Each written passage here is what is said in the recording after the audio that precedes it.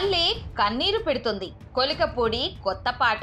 20 నెలల పాలన తర్వాత కొలికపూడికి తెలిసొచ్చిందా?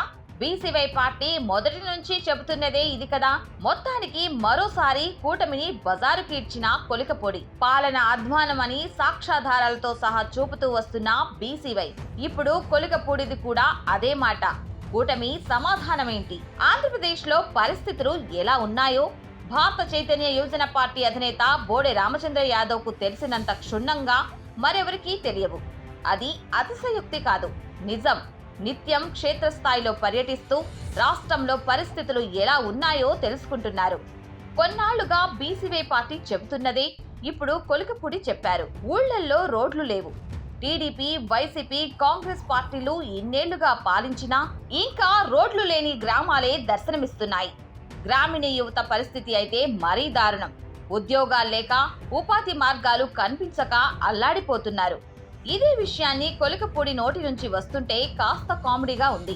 గ్రామాల్లో, రాష్ట్రంలో ఇదే పరిస్థితి ఉందని కొన్నాళ్లుగా చెబుతున్నారు బీసీవై పార్టీ అధినేత బోడే రామచంద్ర యాదవ్. కొలికపూడికి మాత్రం 20 నెలల పాలన తర్వాత తెలిసి రావడం విడ్డూరం, విచారకరం కూడా. రాష్ట్రంలోని పల్లెలు కన్నీరు పెడుతున్నాయని, ఇప్పుడు గగ్గోలు పెట్టడం కూటమి పాలన అసమర్థతకు అద్దం పడుతున్నాయి. రాష్ట్రంలోని పరిస్థితిని కొలికపూడి స్టేటస్ గా పెట్టుకున్నారు. ఇంతకీ తిరువూరు టీడీపీ ఎమ్మెల్యే కొలికపూడి శ్రీనివాసరావు ఆవేదన ఏంటంటే, ఆయన 3 రోజుల పాటు 35 గ్రామాలు తిరిగారట. 480 కుటుంబాలతో మమేకం అయ్యారట.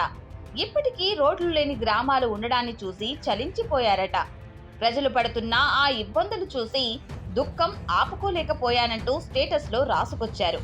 అసలు ఎన్నికల ప్రచారం అప్పుడే తన నియోజకవర్గంలో ఈ పరిస్థితి ఉందని తెలిసి ఉంటుందిగా.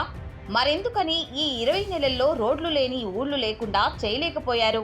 ఈ 20 నెలల్లో ఎందుకని ఆ గ్రామాలను సందర్శించలేకపోయారు?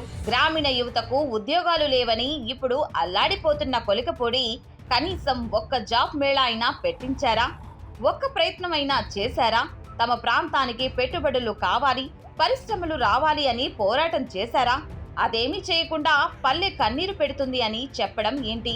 ఇందుకేనా ప్రజలు ఓట్లేసి ఎమ్మెల్యేగా గెలిపించింది? తన అసమర్థతను, తన నిస్సహాయతను వాట్సాప్ స్టేటస్ లో పెట్టుకొని సానుభూతి పొందడానికి కాదు కదా గెలిపించింది. ఏదో ఉద్ధరిస్తారనే కదా కొలికపూడిని చూసి ఓట్లేసింది అని ప్రశ్నిస్తుంది బీసీవై పార్టీ.